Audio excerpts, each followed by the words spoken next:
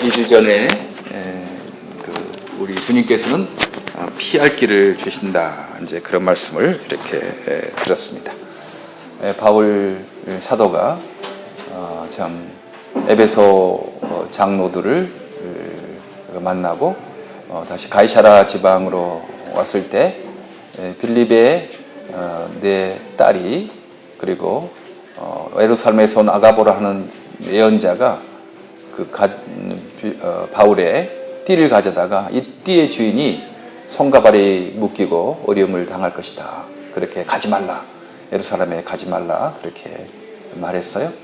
그러나 바울이 말하기를 내가 주 예수 이름으로 죽을 것도 각오했다. 그러면서 거기에 가서 그렇게 어려움을 당한다 하더라도 사명을 이루어야 되겠다라고 말씀을 합니다. 네. 하나님께서 우리에게 앞길에 보여주더라도 바울은 그 일을 통해서 하나님의 사명을 이룰 거라고 생각했기 때문에 어려움이 있었지만 예루살렘으로 간 거죠.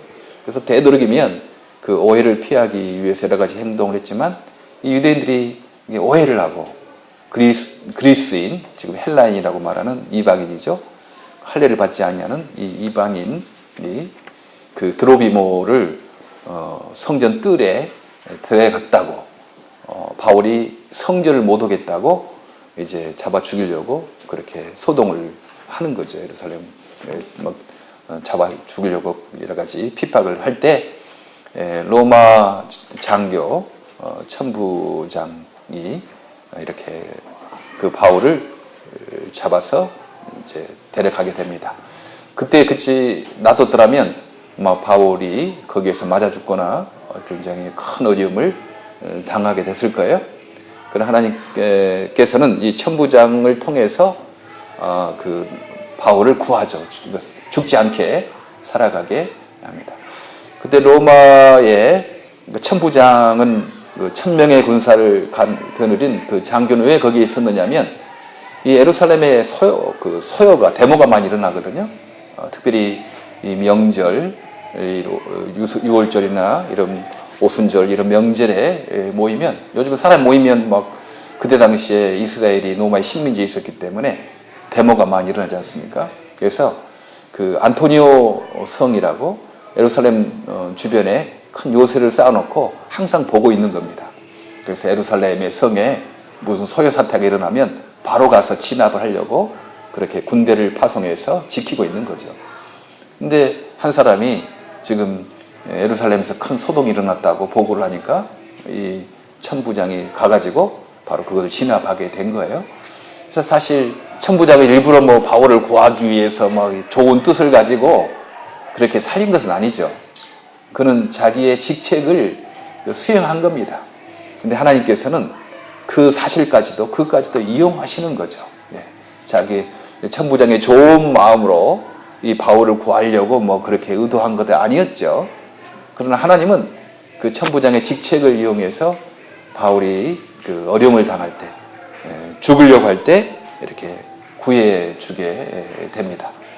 이제 그러면서 안토니오 요새로 데려가려고 할 때 바울이 내가 이 모인 사람들에게 한마디 할 수 있겠느냐, 이제 그렇게 아마 그리스 말로 말했을 거예요. 그러니까 너가 어떻게 그리스 말을 아느냐, 코인이라고 하거든요. 알렉산더가 모든 그 어떤 이쪽 그 소아시아, 또 이집트 이런 쪽을 정복하고 그때 그리스 말 코이네라는 말을 쓰게 했죠. 그러니까 이 바울 사도가 그리스 말을 아는 거예요. 어떻게 너가 그리스 말을 아느냐, 이제 그렇게 또 묻고, 사실 이 다소, 지금의 터키 남부 지방의 다소, 길리기아 성 다소 출신이니까 아는 거죠. 지금도 유대인들이 많이 그 세상에 흩어져 있지만요, 그때 당시에도 유대인들이 많이 흩어져 있었습니다. 그래서 아마 이 바울 아버지는 그 지금 터키 남부에 있는 길리기아 성 다소에 전에 클레오파트라와 안토니아가 만났던 그 장소 항구예요.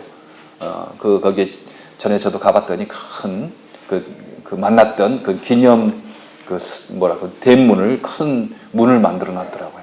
그 큰 도시였죠. 거기에서 이제 사업을 하며 살았겠죠. 근데 이 굉장히 그 바울 사도의 아버지는 열심히 그 어떤 있어서 예루살렘으로 유학을 보낸 겁니다. 바울을 사울이라고 하는데 유학을 보내서 그때 당시에 유대인 학자 가마리엘이라는 율법학자에게 공부를 시키는 것입니다. 네. 그래서 이 바울은 어떻게 보면 로마식 이름이고 바울이고 그 다음에 이 사울은 히브리의 이름이죠. 그러니까 따로 있는 것이 아니고 여기 사울이라고 나오고 바울이라고 나오는 것입니다. 그러면서 내가 우리 국민 우리 백성들에게 내가 한마디 할 수 있겠느냐 그렇게 물었더니 천부장이 그러면 한마디 해라.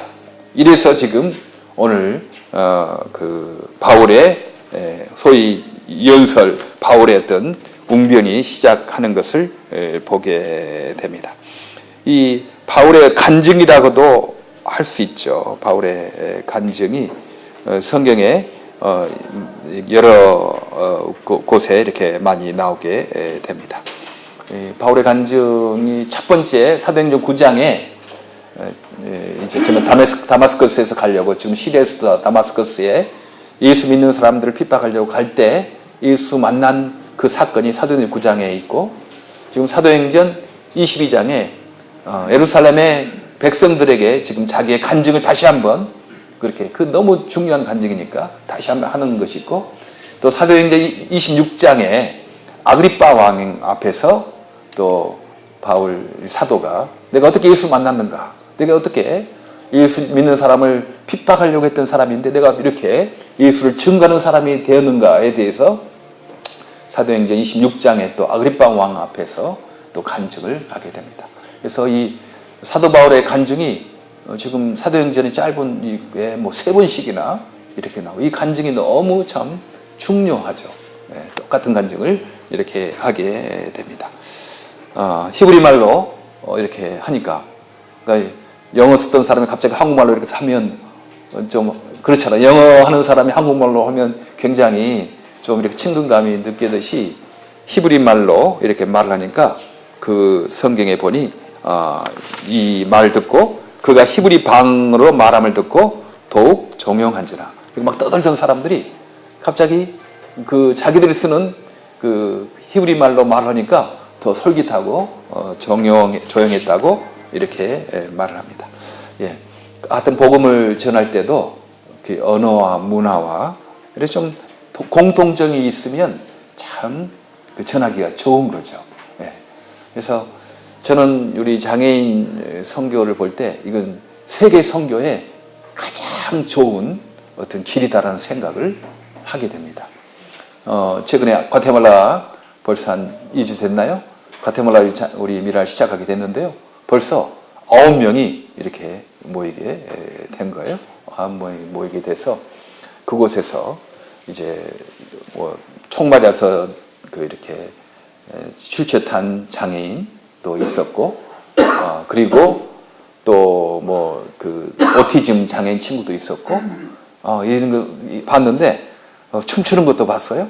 근데 얼굴이 얼마나 이렇게 춤추는 모습이 내게 성옥이 많이 닮았는지, 야, 과테말라의 성옥이가 거기 있구나 할 정도로 굉장히 하여튼 신나게 춤을 추는 것을 이렇게 보면서, 야, 우리 장애인 형제 자매들은 모든 민족에 다 있는 거구나. 똑같은 공통점, 백인이나 흑인이나 뭐 그런 아시아인이나 다 있는 거고, 또 장애인 중에 그 부모들이 또 부자도 있고 가난한 사람도 있고 다 있는 거예요.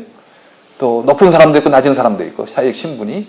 그러니까 이 장애라는 이 공통점이 얼마나 다른 나라나 다른 민족에게 정말 내가 장애라는 것 때문에 굉장히 친근감을 느끼는 거죠. 오래 사귀지 않아도 내가 장애라는 것 때문에, 내가 장애 부모라는 것 때문에 금방 이렇게 친해질 수 있겠구나라는 생각을 하면서, 야, 세계 선교에 이 장애인들이 가장 앞장서는 그런 귀한 존재들이라는 생각을 다시 한번 하게 됐습니다. 공통점이 있기 때문이죠.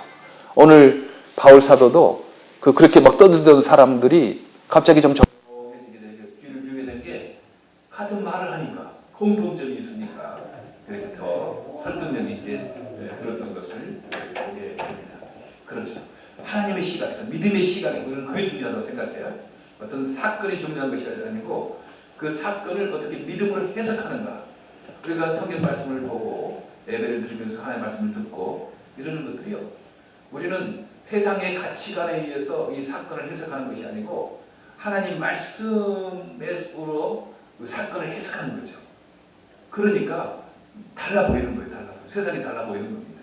이제 그런 훈련을 많이 하면 야, 이 장애가 세상의 가치관을 볼 때는 뭐 성공도 못할 것 같고 내가 좀 어려움을 많이 당하고 좀 내가 실패한 인생 같고 세상의 가치관은 그거거든요. 그러나 하나님의 말씀의 시각은 아니다. 너희들이 오히려 너희 약한 것을 가지고 주의 강함을 증거할 수 있고 너희의 그 미련한 것 가지고 주의 지혜로움을 증거할 수 있는 좋은 기회다.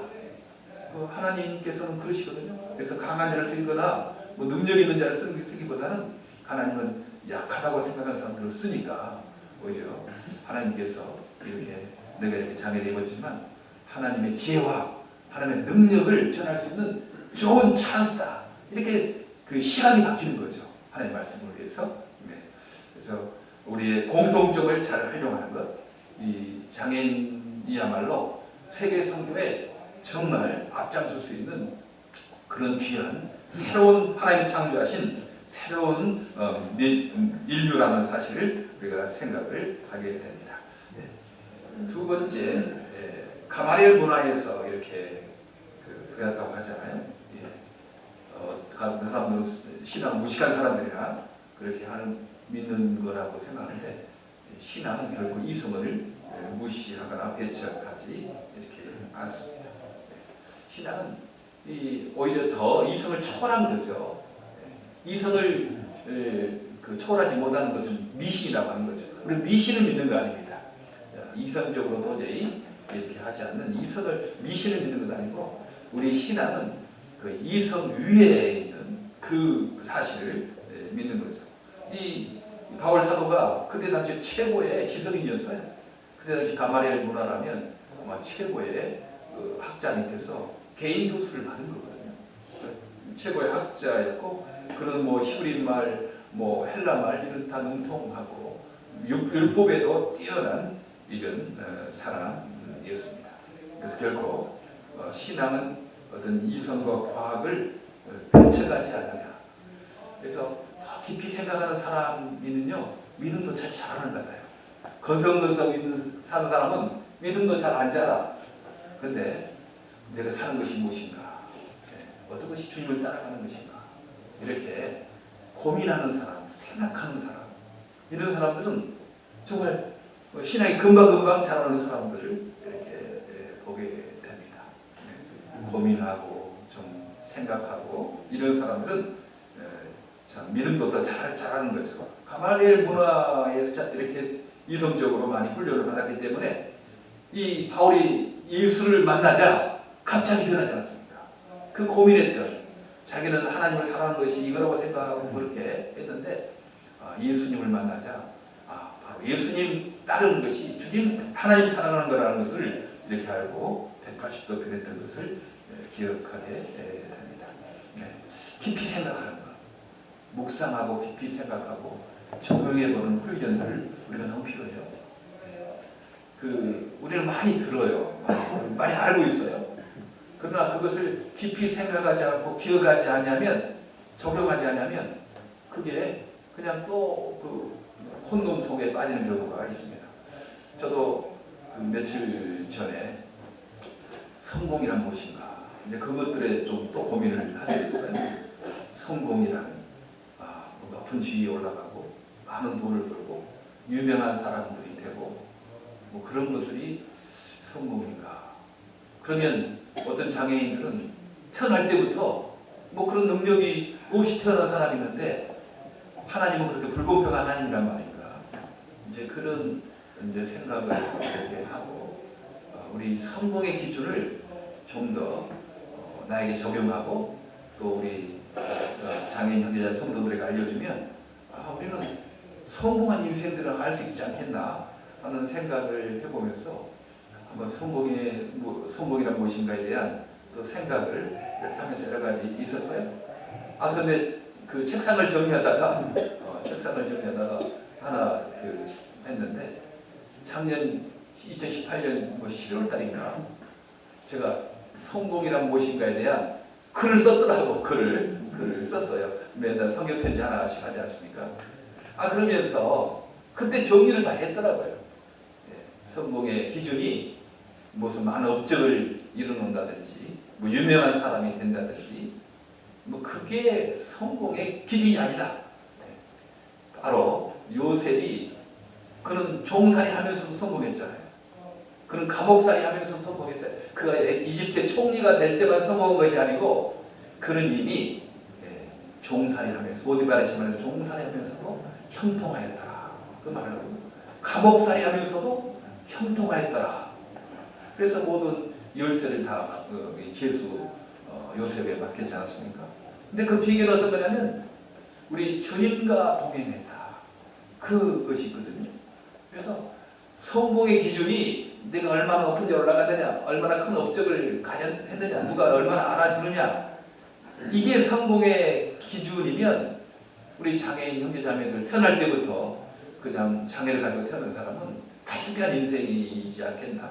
그러나 주님과 함께하는 것이 성공의 기준이라면 얼마든지 태어날 때부터 그 작은 달란트를 가지고 태어나는 우리 장애인들도 성공한 인생을 살 수 있다. 네, 그런 생각을 하고 우리가 성공에 대해서 너무 그냥 내가 나한테 성공했는가 사람들만 말아주고 뭐 그렇게 그거인데 나도 지금까지 성공한 인생이다. 그렇죠? 내가 뭐 사람들이 많이 나를 안 알아줘도 그래도 지금까지 주님과 동행하려고 노력하고 했으니까 성공한 인생이고 우리 미랄의 성도 한 사람 한 사람 성공한 인생인 것을 믿습니다. 네, 우리가 성공한 인생이에요. 우리 주님과 동행하는 게 성공이지. 업적을 쌓아본다고 뭐 큰 업적을 쌓아보고 그게 크신 우주를 창조하신 하나님 앞에 그게 얼마나 되겠습니까? 뭐 유명한 사람이라고 뭐 하지만 얼마 하지 않아도 다 잊혀져요. 그거. 잊혀지는 겁니다. 세상에 뭐 업적을 쌓아놓고 유명한 사람이라고 하지만 다 잊혀지고 또 그게 크신 하나님 앞에 볼 때는 그게 티끌만큼 못한 거거든요. 그러니까 우리가 너무 그냥 세상 업적을 쌓아야 되는데 무슨 영향력, 큰 영향을 가지고 살아야 되는데 크신 하나님 앞에 보면 그건 다 적은 것이다. 적은 거. 다 적은 거고 아무리 작은 일이라도 우리 크신 하나님이 인정한 것이면 큰일이다. 그래서 우리는 큰일 하고 있다고 믿기를 바랍니다. 우리 큰일 하고 있어요. 우리 크신 하나님이 기뻐하신 일을 하고 있으니까 인간 세상 사람들은 뭐 작은 일을 하고 있다고 생각하지만 저는 우리 하나님 크신 하나님이 기뻐하신 일을 하니까 우리는 큰 일 하고 있는 거다. 그리고 하나님 볼 때 우리는 지금 성공한 인생을 살고 있는 거다. 그렇게 믿습니다. 목사님 그건 자기 착각이에요. 그렇게 생각하지만 아닙니다. 성경에서 그렇게 말하는데 성경에서 성경의 가치관을 믿어야 되지 않겠습니까? 그래서 우리는 내가 그렇게 작년 11월 달에 다 정리했으면서도 왜 또 고민을 했겠는가? 그것을 자꾸 기억하고 자꾸 반복하고 묵상하고 내 살과 피가 되도록 자꾸 적용하지 않았기 때문에 또 한 3년, 2년 전에 고민한 것을 또 하게 되는 거예요. 그러니까 여러분 이렇게 하나님 말씀을 할 때 한 말씀이라도 내게 적용되는 게 있으면요. 그때 끝나는 거 알고 그래. 계속 반복하는 거예요. 반복. 나는 성공한 인생이다. 성공하는 건 주 동행하는 거다. 그러면 내가 갑자기 어떨 때 내가 과연 큰 업적을 못 이루고 살지 않나. 나는 실패한 인생인가. 이렇게 시험이 들 때 아니다. 이 주님과 동행하는 것. 그것이 성공하는 것이다. 내가 지금 주님과 동행하기를 힘쓰는 거다. 이렇게 우리가 다시 마음을 추스릴 수 있다고 생각을 합니다. 그래서 깊이 생각하고 깊이 묵상하고 그게 내 삶의 적용, 살과 피가 될 수 있도록 단순한 것을 반복하고 적용시키는 거예요. 그래야지 우리가 말씀의 능력을 경험하게 됩니다. 가마리엘 문화, 이성, 과학, 결코 신앙은 그것을 배척하는 것 아니다. 그것은 적용하고 우리 삶에 실천을 하는 게 중요하다 말씀을 드립니다. 세 번째, 바울은 예수를 믿는 것, 예수를 박해하는 것에 대해서 열심히 했었잖아요. 열심히. 그래서 열심으로 말하면 내가 교회를 핍박하고 그런 구절이 또 성경에 있습니다. 그 열심히 있는 사람, 우리 하나님께서 게으른 사람 쓰신 적이 없습니다. 이렇게 예수를 반대하더라도 열심으로 반대하는 사람은요, 그 사람 하나님 쓰세요. 보면 시집지 않은 사람들은 별로 쓰임 받는 것을 못 보게 됩니다. 참 자기가 맡겨진 일, 이건 우리 주님이 맡긴 일이다. 이렇게 생각해야 되는 거예요. 그렇지 않으면 사람 눈이 볼 때는 하고 눈만 볼 때는 안 하고, 그건 주님 안 기뻐하잖아요. 그러니까 내가 어떤 일을 맡았든지 주님께서 이렇게 맡긴 일이다 이렇게 생각하고 거기 열심을 다하면 주님도 알아주시고 사람도 알아요. 제 자랑하는 것 같아서 그렇지만 군대 생활을 더한 사람은 별로 없거든요. 군대 생활. 제가 군대 생활 그래도 한 달 반이나 더 했습니다. 제대 면면에 갔는데 나 군대 생활 다 하고 싶습니다. 그랬더니 깜짝 놀라는 거예요. 난 그때 이제 교회를 세우고 가려고 군대 생활 그 막사 비 새는 그 막사라고 군 교회를 하고 있는데 우리 다른 자기들은 다 뭐 이렇게 좀 잘 지내고 예배드리는 것은 이렇게 비가 세게끔 하면 되겠나? 나는 이제 떠날 사람이지만 내가 교회를 지은다고 뭐 진급에 영향 있는 것도 아니고 나는 떠날 사람이지만 내가 후임을 위해서 기금이라도 모아놓고 가야 되겠다. 그때 1991년 그때 7월달에 제대명령을 받았는데 나는 미국에 그때 한 8월달에 9월달에 들어와야 되잖아요. 늦어도 9월달에 들어와야 되는데 한 달 반이나 두 달 정도 시간이 있겠더라고요. 그래서 제대 명령을 받았지만 내가 뭐 군대에서 월급 받기 위해서 상관에게 인정받기 위해서 일하는 건 아니다. 주님께서 군대로 나를 군목으로 파송시켜 주셨으니 내가 주님 기쁨시키게 됩니다. 그래서 한 달 반 동안 또 군복을 그대로 입고 그렇게 이제 기금을 마련했던 그런 경험이 있어요. 그래요. 어떤 일이든지 내가 그냥 돈 받기 위해서 혹은 사람 잘 보이기 위해서가 아니고 내가 맡겨진 일, 우리 주님께서 맡기신 일이다. 그렇게 생각하고 그 일을 최선을 다해서 잘하려면 창조적인 생각도 나고 우리 하나님도 인정할 뿐만 아니고 그 주인도 인정합니다. 주인도 인정해요. 사람 다 알아요. 왜 모르겠어요. 저 사람이 정말 진심으로 주님을 위해서 일하는지 아니면 그냥 자기 편한 걸 위해 일하는지 모르겠습니다. 이 사도 바울도 정말 그것이 예수 핍박하는 것이 주님 사랑하는 줄 알고 열심으로 핍박했는데 주님께서 그를 돌이켜서 정말 영향력 있는 사도로 만드셨습니다. 우리 열심을 다하시기를 바랍니다. 우리 하나님이 어떤 일을 맡기셨는지 그 일 내가 하나님 맡기신 거다. 그렇게 하나님 앞에 충성하시기를 바랍니다. 네 번째, 우리 예수 믿는 사람을 핍박했는데 우리 예수님께서는 왜 너가 나를 핍박하느냐 이렇게 말씀하십니다. 예수 믿는 사람을 이제 예수님께서 자신과 동일시 하는 것입니다. 우리는 갈라디아서 2장 10절 잘 알지 않습니까? 내가 그리스도와 함께 십자가에 못 박혔나니 이제는 그런즉 이제 내가 산 것이 아니요 오직 내 안에 그리스도께서 사신 것이다. 이제 내가 육체 가운데 사는 것은 나를 사랑하사 나를 위하여 자기 자신을 버리신 하나님 아들을 믿는 믿음 안에서 사는 것이다라고 갈라디아서 2장 20절에 말씀합니다. 이제는 우리 예수 믿는 사람은요 예수님과 나를 동일시하는 것입니다. 그래서 예수 믿는 사람을 핍박했더니 우리 예수님이 사울아 사울아 왜 너가 나를 핍박하느냐 이렇게 말씀해 주셨어요. 그래서 우리는 우리를 축복하는 사람들, 우리 예수님 축복하는 사람이고 우리를 저주하는 사람들, 예수님 저주하는 사람들이다. 내가 복수하려고 하지 않기를 바랍니다. 저는 창세기 12장 1절 3절을 참 좋아합니다. 우리 하나님께서 아브라함을 불러서 너 이름을 창대케 할 것이다. 그리고 너 많은 민족을 이루게 할 것이다. 너를 축복하는 자에게 내 축복하고 너를 저주하는 자에게 저주해서 내가 너를 축복의 통로로 만드실 것이다. 이제 그렇게 약속하잖아요. 이건 예수 안에서 다 우리들에게 적용되는 거거든요. 그래서 저는 내가 개인적으로 이렇게 하기보다는 하나님 좀 세계 장애인 선교를 위해서 저 이름을 좀 창대케 해주시길 바랍니다. 내가 겸손하게 살겠으니 그리고 큰 민족을 이루어주시길 바랍니다. 아들 하나도 없는데 말고 믿음의 아들 딸들 많이 이렇게 나올 수 있도록 그리고 저를 좀 힘들게 했던 사람들이 이렇게 있으면 내가 복수하려고 악을 걷지 말고 선으로 악을 이기게 해주시기를 원합니다.